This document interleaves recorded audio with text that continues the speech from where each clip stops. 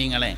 അപ്പം അതുകൊണ്ട് ആഗ്രഹിച്ച് കിട്ടിയതായിരിക്കണം. ഹലാലും തൊയ്യിബുമായ ഭക്ഷണം കൊടുക്കണം. ഭക്ഷണം ഹലാലായാൽ പോരാ, ഭക്ഷണം തൊയ്യിബാവണം. എന്താ ഹലാലും തൊയ്യിബും തമ്മിലുള്ള വ്യത്യാസം? അത് മനസ്സിലാക്കാവുന്നൊരു ഉദാഹരണം പറയാൻ. ഒരാൾ പള്ളിൻ്റെ അടുത്ത് ഒരു 10 സെൻറ്റ് സ്ഥലം കച്ചവടത്തിന് വാങ്ങി. കച്ചവടം ചെയ്യാൻ വേണ്ടി ഒരു 10 സെൻറ്റ് വാങ്ങി. ഒരാൾ വന്നുകൊണ്ട് ചോദിച്ചു, എൻ്റെ പള്ളിൻ്റെ മുമ്പിലുള്ള 10 സെൻറ്റ് കൊടുക്കണോ ചോദിച്ചു. ആ കൊടുക്കാമെന്ന് പറഞ്ഞു. എന്താ വില എന്ന് ചോദിച്ചു. അതിലൊരു വില പറഞ്ഞു. ഇജ്ജ് എത്രയ്ക്ക് വാങ്ങിയെന്ന് ചോദിച്ചു. അപ്പം എന്തിനാ അറിയണത്? എനിക്ക് വേണമെങ്കിൽ മേടിച്ചാൽ പോരെ എന്നൊക്കെ പറഞ്ഞു. മതി, ഓന് വേണമെങ്കിൽ മേടിച്ചാൽ മതി, ഇവൻ്റെ മുതലാണ്, ഓന് ഇഷ്ടമുള്ളതിന് വിൽക്കാം, യാതൊരു കുഴപ്പമില്ല, ഹലാലാവും.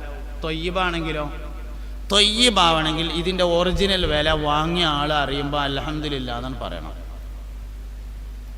ഇതിൻ്റെ ഒറിജിനൽ വില വാങ്ങിയ ആൾ അറിയാവുന്ന ഒരു സാഹചര്യം ഉണ്ടായാൽ ഓൻ പറയണം. എന്നാലും അവ 10 സെൻറ്റ് സ്ഥലം വാങ്ങി, അതിൻ്റെ അതിരൊക്കെ ഒന്ന് കെട്ടി, പട്ടയം വാങ്ങി, നീതി അടച്ചു, നാടൻ കിണർ കുത്തി, കുരുളകുങ്കാല് കുഴിച്ചിട്ടു, വായ കൊണ്ടച്ചു, നല്ല ഉഷാറാക്കി.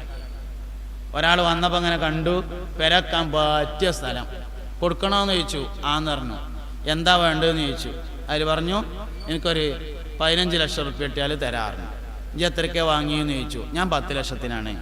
അതിൻ്റെ ശേഷം ഞാൻ അതിൻ്റെ അതിര് കെട്ടി നേരാക്കിയിട്ടുണ്ട്, പട്ടയം വാങ്ങി നീതി അടച്ചിട്ടുണ്ട്, പേപ്പറൊക്കെ ക്ലിയറാണ്, ഈ കാണുന്ന രൂപത്തിൽ ചുവന്ന കളറിൽ ഞാൻ ആക്കിയതാണ്, ഈ വാഴയും ഇതൊക്കെ ഞാൻ വെച്ചു പിടിപ്പിച്ചതാണ്, ഇജ്ജ് ആലോചിച്ചിട്ട് വാങ്ങിക്കോ പറഞ്ഞു.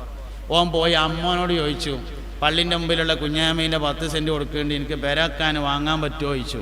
അമ്മോങ്കാക്ക പറഞ്ഞു, എന്തായാലും വാങ്ങിക്കോ, സൂപ്പറാണ് പറഞ്ഞു.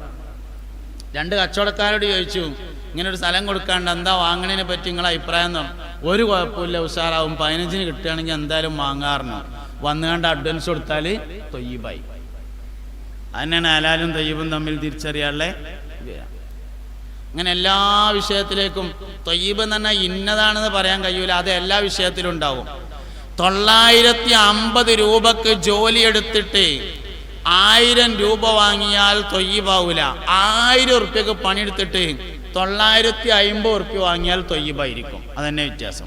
പണി കൂടുതലും കൂലി കുറവായിരിക്കണം, അപ്പോൾ തൊയ്യിബായിരിക്കും. ഇതങ്ങനെയല്ല, പണി വളരെ കുറച്ചുള്ളൂ, കൂലി ഭയങ്കര കൂടുതലാണെങ്കിൽ തൊയ്യിബാവൂല. വരുമാനം കുറേ ഉണ്ടാവുന്നേ ഉള്ളൂ. അവസാനം എവിടേക്കേ പോയി എന്ന് ചോദിച്ചാൽ വെള്ളത്തിൽ എഴുതിയമായിരുണ്ടാവും, സാധനം ഉണ്ടാവില്ല. അതുകൊണ്ട് മക്കൾ നന്നാവണമെങ്കിൽ ഹലാലും തൊയ്യിബുമായ ഭക്ഷണം കൊടുക്കണം. അതിൽ ഒരു അഡ്ജസ്റ്റ്മെന്റും ഇല്ല. സത്യത്തിൽ 5 കാരണങ്ങൾ ഉണ്ടെങ്കിലും അതിൽ ഏറ്റവും പ്രധാനപ്പെട്ട കാരണം ഹലാലും തൊയ്യിബുമായ ഭക്ഷണം കൊടുക്കാത്തതായിരിക്കും കുട്ടികൾ നന്നാവാത്തതിൻ്റെ കാരണം. കാരണങ്ങൾ 5 ഉണ്ട്, പക്ഷെ ഏറ്റവും പ്രധാനപ്പെട്ട കാരണം അതാണ്. ഗൾഫിലാണ്, അറബിനെ എത്തിങ്ങാനെ ചേർത്തിക്കാണ് മൂപ്പര്. പാപ്പറായി, മേശന്റെ അടി കൂടെ വലിച്ചു. എന്നിട്ട് ഇവിടെ വന്നാണ്ട് കുട്ടികൾ നേരാകാൻ വേണ്ടി മദ്രസന്റെ ഒരു ഫ്ലോർ മുഴുവൻ ഏത് അറബി എത്തിങ്ങാനയിലാണ്. തൊയ്യിബാവ് എങ്ങനെ? അത് തിന്നാൻ കൊടുത്താൽ നേരാകുമോ? നിങ്ങളിനോട് ദേഷ്യപ്പെട്ടിട്ട് എന്താ കാര്യം? അങ്ങനെയാണ് സംഗതി ഉള്ളത്. ഹലാലും തൊയ്യിബുമായ ഭക്ഷണം കൊടുക്കാതെ ഒരു കാരണവശാലും മക്കൾ നന്നാവുക എന്ന പ്രശ്നം ഉദിക്കുന്നേയില്ല. ഒരു നിലക്കും പ്രതീക്ഷിക്കേണ്ട, നടക്കൂല. വേറെയുള്ളതിനൊക്കെ അഡ്ജസ്റ്റ്മെന്റ് ഉണ്ട്, പക്ഷെ അഡ്ജസ്റ്റ്മെന്റ് ഇല്ലാത്ത ഒരേ ഒരു കാര്യം ഭക്ഷണം ഹലാലും തൊയ്യിബുമായിരിക്കണം എന്നതാണ്. ഹലാലായാൽ പോരാ, തൊയ്യിബായിരിക്കണം. അതുകൊണ്ട് വളരെയധികം സൂക്ഷിക്കേണ്ടതാണ്. നല്ല നിലക്കുള്ള ഭക്ഷണം കൊടുക്കണം, സന്തോഷത്തോടുകൂടെ ഭക്ഷണം കൊടുക്കണം. ഭക്ഷണത്തിന് വേണ്ടി ഉപയോഗിക്കുന്നത് ഹലാലും തൊയ്യിബുമായിരിക്കണം. എങ്ങനെങ്കിലും മുതലുണ്ടാക്കിയിട്ട് നമ്മൾ ആകെ അധ്വാനിക്കുന്നത് നമ്മളെ മക്കൾക്ക് വേണ്ടിയിട്ടാണ്. അവർ നമ്മൾക്ക് ദുന്യാവിലും ആഖിറത്തിലും ഉപകാരമില്ലാത്തവരായി പോയാൽ പിന്നെ എന്താ കാര്യം? അതുകൊണ്ട് നല്ലവണ്ണം സൂക്ഷിക്കണം. നാലാമത്തെ കാര്യം ദീനിയും ദുന്യവിയുമായ ഇൽമു പഠിപ്പിക്കണം. മക്കൾ നേരാവണമെങ്കിൽ വിവരം പഠിപ്പിക്കാതെ നേരാവില്ല. ഏറ്റവും വലിയ വിവരം എന്ന് പറഞ്ഞാൽ ജീവിക്കാനുള്ള വിവരമാണ്. ഏറ്റവും വലിയ വിവരം ജീവിക്കാനുള്ള വിവരമാണ്. ദീനിയും ദുന്യവിയുമായ വിവരം പഠിപ്പിക്കണം. 2 ഒരേമാതിരി പഠിപ്പിക്കണം. 2ഉം 3-ാം ക്ലാസ് ഉള്ളെങ്കിൽ ഒരു കുഴപ്പമുണ്ടാവില്ല. ഓന് ഭൗതികം 3-ാം ക്ലാസ് ഉള്ളൂ, മതപരം 3-ാം ക്ലാസ് ഉള്ളെങ്കിൽ ഒരു കുഴപ്പമില്ല. റബീഉൽ അവ്വലിന് ഓന് പന്തലിടാനും മാല കെട്ടാനും ഏറ്റവും മുമ്പന്തിയിലുണ്ടാവും. ഭൗതികം കുറയാണ്ട് പഠിച്ചു, ദീന് 3-ാം ക്ലാസ് ഉള്ളെങ്കിൽ എന്തിനാ ഇപ്പോൾ ഈ വെള്ളിയാഴ്ച ജുമയ്ക്ക് പോകണതെന്ന് ചോദിച്ചു. പിന്നെ ഇപ്പോൾ ഈ കോവിഡ് ഉണ്ടായ സമയത്ത് ഒരു ജില്ലാ കളക്ടർ ചോദിച്ചു, വെള്ളിയാഴ്ച പ്രാർത്ഥന ഓൺലൈനിലാക്കിയാൽ പോരേന്ന്. പേരുണ്ടായിട്ട് എന്താ കാര്യം? പേര് ഞാൻ പറഞ്ഞില്ല, ഞാൻ പേര് പറഞ്ഞിട്ട് കച്ചറ ഉണ്ടാച്ചിട്ടാണ്. വെള്ളിയാഴ്ച പ്രാർത്ഥന നമുക്ക് ഓൺലൈനിലാക്കിയാൽ പോരേ. ആര്? മാപ്പിള ജാതിൻ്റെ പേരുള്ള ഒരാൾ ചോദിച്ചതാണ്. മാപ്പിള ജാതിയുടെ പേര് നമുക്ക് കേട്ടറിയല്ലോ. ആ പേരുള്ള ഒരാൾ ചോദിച്ചതാണ് വെള്ളിയാഴ്ച പ്രാർത്ഥന ഓൺലൈനിലാക്കിയാൽ പോരേന്ന്. അതിനിപ്പോൾ അങ്ങനെ പള്ളിക്കൊക്കെ എന്നെ വരണമെന്നത്ര നിർബന്ധമൊക്കെ ഉണ്ടോന്ന്. വിവരമില്ലെങ്കിൽ രണ്ടും ഇല്ല ഞാൻ മതി, ഒരു കുഴപ്പമുണ്ടാവില്ല. ആൾ ഉഷാറായിട്ട് ജീവിച്ചോളും. വല്യമാക്കൊക്കെ വലിയ വിവരം ഉണ്ടായിട്ട് വിവരം ഉണ്ടാവണ്ടെന്ന് ഞാൻ ഈ പറഞ്ഞതിന് അർത്ഥമല്ല കേട്ടോ. ഞാൻ അങ്ങനെ എടുത്തുങ്ങാണ്ട് അത് പിന്നെ വാട്സപ്പിൽ കൂടെ വിട്ടുകൊണ്ട് സ്വീപ്പുണ്ടാക്കാൻ നിൽക്കണ്ട.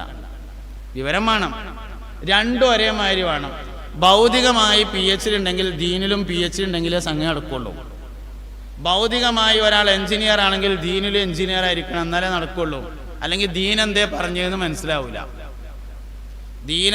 ദീനിൻ്റെ ഒരു പ്രത്യേകത എന്താ വെച്ചാൽ, ഇസ്ലാം ദീനിൻ്റെ ഒരു പ്രത്യേകത എന്താ വെച്ചാൽ, ഓരോ ആളുകളുടെയും വിവരത്തിനനുസരിച്ചാണ് ഇസ്ലാം ദീൻ അയാളോട് സംസാരിക്കുക. എല്ലാവരോടും ഒരേമാതിരിയല്ല. അല്ലമൽ ഇൻസാന മാലം യഅലം, മനുഷ്യന് അറിയാത്തത് പഠിപ്പിക്കുക എന്നതാണ് ഖുർആനിൻ്റെയും ഇസ്ലാം ദീനിൻ്റെയും ഏറ്റവും പ്രധാനപ്പെട്ട തത്വം. അറിയാത്തതെന്ന് പറഞ്ഞാൽ ഓരോ സമയത്തും അറിയാത്തത്. അപ്പൊ ഇയാൾക്ക് എത്രയാണോ അറിയുക അതിൻ്റെ അപ്പുറം. ആളുകളുടെയും വിവരത്തിനനുസരിതമായ ഖുർആനാണെങ്കിലും മുസ്തഫായ നബി തങ്ങളുടെ തിരു ഹദീസുകളാണെങ്കിലും എല്ലാവരോടും ഒരേമാതിരി അല്ല അത് സംസാരിക്കുന്നത്. ഓരോ ആളുകളുടെയും നിലവാരം അനുസരിച്ചാണ് അത് സംസാരിക്കുന്നത്. എഞ്ചിനീയറോട് ഖുർആൻ സംസാരിക്കുന്നത് ഒരു എഞ്ചിനീയറായിട്ടാണ്. ഡോക്ടറോട് ഹദീസ് സംസാരിക്കുന്നത് ഒരു ഡോക്ടറായിട്ടാണ്. രാഷ്ട്രത്തലവനോട് ഹദീസ് സംസാരിക്കുന്നത് ഒരു രാഷ്ട്രത്തലവനെ പോലെയാണ്. ഓരോരുത്തർക്കും എന്ത് വിവരം കിട്ടിയാലും ആ വിവരം വെച്ചുകൊണ്ട് നമ്മൾ ഇസ്ലാം ദീനിനെ പഠിക്കണം. ഞാനത് പറയേണ്ട ഒരു ഡോക്ടർ ചോദിച്ചു, കരിഞ്ജീരകത്തെ പറ്റിയിട്ട് ഇങ്ങനെ വല്ലാതെ ഫേസ്ബുക്കിലും വാട്സപ്പിലൊക്കെ പ്രചരിച്ച സമയത്ത് കരിഞ്ജീരകം ധാരാളമായി ഉപയോഗിച്ചാൽ കിഡ്നി ഫെയിലിയർ ആകുമെന്നാണ്. അതുകൊണ്ട് ഈ ഹദീസ് തെറ്റല്ലേ, ശരിയല്ലല്ലോ എന്നാണ് അദ്ദേഹത്തിൻ്റെ വാദം. അതിന് ആ ഹദീസിൽ മറുപടി ഉണ്ട്.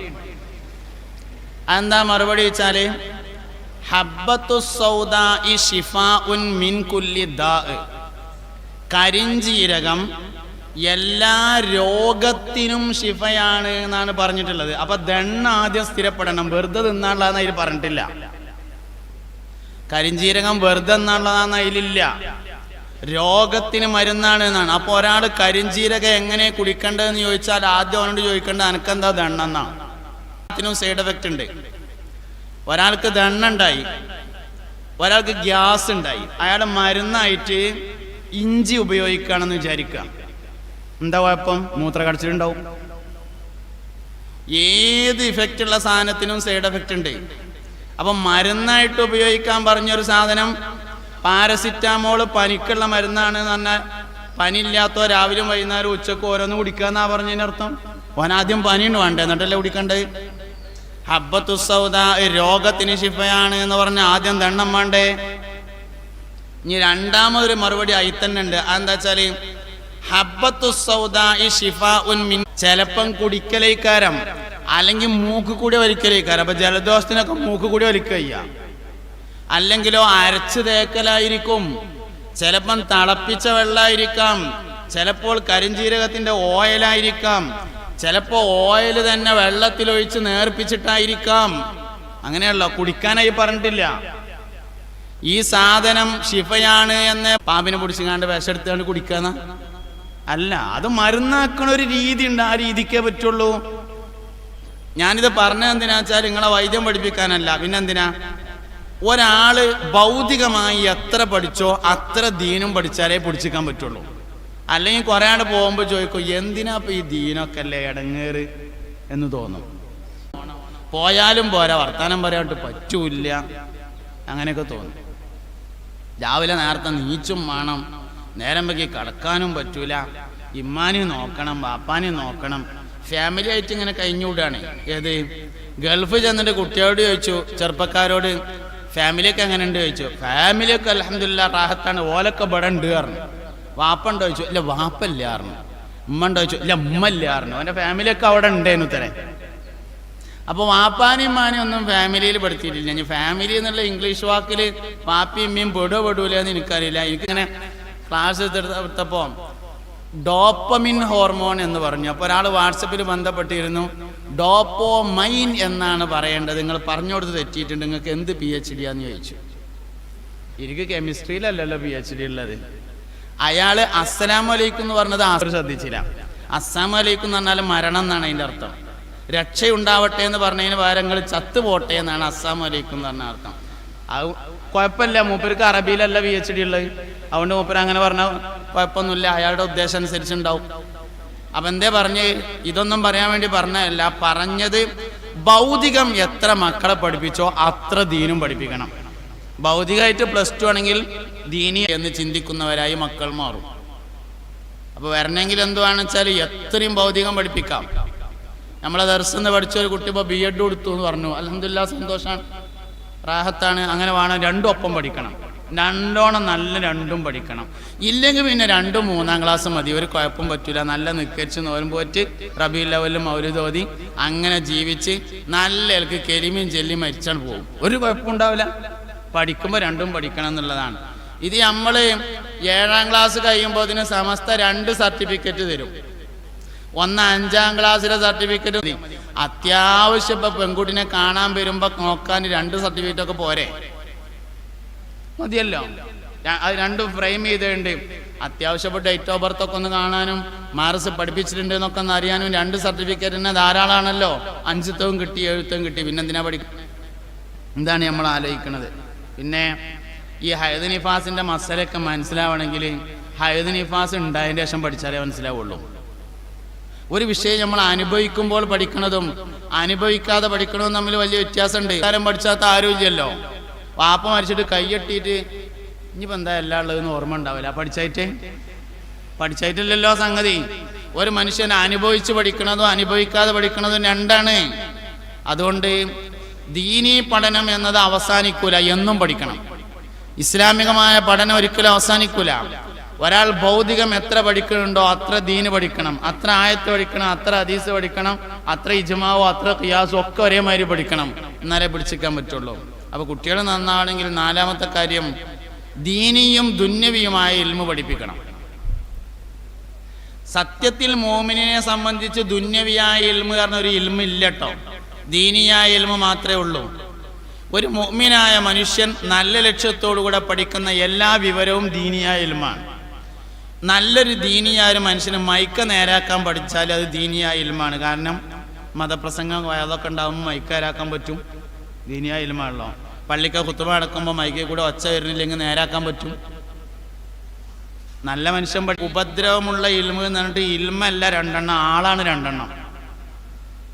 ഉപകാരമുള്ള മനുഷ്യൻ എന്ത് പഠിച്ചാലും ഉപകാരം ഉണ്ടാവും. ഉപദ്രവമുള്ള മനുഷ്യൻ ഖുർആൻ പഠിച്ചാലും കാര്യമില്ല, നിക്കാരം 3 വക്തുള്ളൂ എന്ന് കിട്ടും. ശംസുലുലമയും ബാക്കവിയാണ്, ചേകനൂരും ബാക്കവിയാണ്. ശംസുലുലമ റഹിമഹുല്ലാ മഹാനവറുകളും ബാക്കവിയാണ്, ചേകനൂര് 3 വക്തേ ഉള്ളൂ എന്ന് കിട്ടിയ ഓനും ബാക്കവിയാണ്. വിവര പ്രശ്നം, വിവരത്തിൻ്റെ അല്ല പ്രശ്നം, വിവരം ആരെടുത്ത് കിട്ടുന്നു എന്നുള്ളതിനനുസരിച്ചാണ്. ഉപകാരമുള്ള മനുഷ്യൻ ഏത് വിവരം പഠിച്ചാലും ഉപകാരം ഉണ്ടാവും, ഉപദ്രവമുള്ള മനുഷ്യൻ ഏത് വിവരം പഠിച്ചാലും ഉപദ്രവേ ഉണ്ടാവുള്ളൂ. അതുകൊണ്ട് ഉപകാരമുള്ള മനുഷ്യനാവണം. 2 ഒരുപോലെ പഠിപ്പിക്കണം. കുട്ടികളെ നന്നായിട്ട് വിജ്ഞാനം പഠിപ്പിക്കണം. ജീവിക്കാനുള്ള വിജ്ഞാനമാണ് ഏറ്റവും വലിയ വിജ്ഞാനം എന്ന് മനസ്സിലാക്കണം. 5-ാമത്തെ കാര്യം ഇമ്മിയും വാപ്പിയും മക്കൾക്ക് മനസ്സറിഞ്ഞ് ദോരക്കണം. വാപ്പിയും ഇമ്മിയും മനസ്സറിഞ്ഞ് ദോരുന്ന എല്ലാ കുട്ടികളും വലിയ കുട്ടികളായിട്ടുണ്ട്. വാപ്പയും ഉമ്മയും മാതാപിതാക്കൾ മനസ്സറിഞ്ഞ് ദുആ ചെയ്ത എല്ലാവരും ചരിത്രത്തിൽ അറിയപ്പെട്ടിട്ടുണ്ട്, ചരിത്രത്തിൽ ശ്രദ്ധേയന്മാരായിട്ടുണ്ട്. അതുകൊണ്ട് മാതാപിതാക്കൾ മക്കൾക്ക് വേണ്ടി നന്നായി മനസ്സറിഞ്ഞു ദോർക്കണം.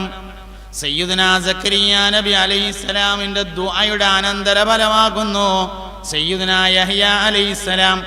ഇബ്രാഹിം നബി അലൈഹിസ്സലാം മക്കൾക്ക് വേണ്ടി ദോർന്നിട്ടുണ്ട്. അല്ലാഹുമ്മ റബ്ബി ലാ തുഖ്സിനി ഹീന യുബാസൂൻ യൗമ ലാ യൻഫഉ മാലും വലാ ബനൂൻ ഇല്ലാ മൻ അത്തല്ലാഹ ബിഖൽബിൻ സലീം. മക്കൾക്ക് വേണ്ടി നല്ലോണം ദ്വാരക്കണം, നല്ലോണം ദ്വാരക്കണം. റബ്ബനാ ഹബ് ലനാ മിൻ അസ്വാജിനാ വദുരിയാതിനാ ഖുർറത അയുനിൻ വജ്അൽനാ ലിൽ മുത്തഖീന ഇമാമ. റബ്ബനാ, ഞങ്ങളുടെ റബ്ബേ, ഹബ് ലനാ, ഞങ്ങൾക്ക് നീ ഓശാരമായി നൽകണമേ, മിൻ അസ്വാജിന, ഞങ്ങളുടെ ഇണകളിൽ നിന്ന്, വദുരിയാതിന, ഞങ്ങളുടെ സന്താനങ്ങളിൽ നിന്നും, ഖുർറത അയുനിൻ, കണ്ണിന് കുളിർമ നൽകണമേ, വജ്അൽനാ, ഞങ്ങളെ നീ ആക്കണമേ, ലിൽ മുത്തഖീന ഇമാമ, മുത്തഖീങ്ങൾക്ക് ഇമാമാക്കണമേ. ഭാര്യ അല്ലെങ്കിൽ ഭർത്താവ്, അതിനാണ് ഇണ എന്ന് പറയാം. ഇണകളിൽ നിന്നും മക്കളിൽ നിന്നും കണ്ണിന് നനവ് തരണേന്ന് സയ്യിദുനാ ഇബ്രാഹിം അലൈഹിസ്സലാം ദുആ ചെയ്തു. കണ്ണ് എപ്പോഴാ നനിയ? നൊലൊഴിച്ചാല്. കണ്ണ് നൊലൊഴിച്ചാലാ നനിയ. എപ്പോഴാ നൊലൊളിക്ക? രണ്ട് സമയത്താണ് ഒരു മനുഷ്യൻ കരയുക. ഒന്ന് ദുഃഖം കൂടിയാൽ, രണ്ട് സന്തോഷം കൂടിയാൽ. രണ്ടിൽ ഒരു കാരണം കൊണ്ട് ഭാര്യ, ഭർത്താവ്, മക്കൾ എന്നിവരിൽ നിന്ന് ഒന്നുകിൽ ദുഃഖം കൂടിയിട്ട് കരയാൻ പറ്റണം, അല്ലെങ്കിൽ സന്തോഷം കൂടിയിട്ട് കരയാൻ പറ്റണം. അത് തരണേന്നാണ് സയ്യിദുനാ ഇബ്രാഹിം അലൈഹിസ്സലാം ദുആ ചെയ്തത്. ഏത് നിരക്ക് കരഞ്ഞാലും നല്ലതാണ്. അതുകൊണ്ട് ഭാര്യ സന്താനങ്ങൾ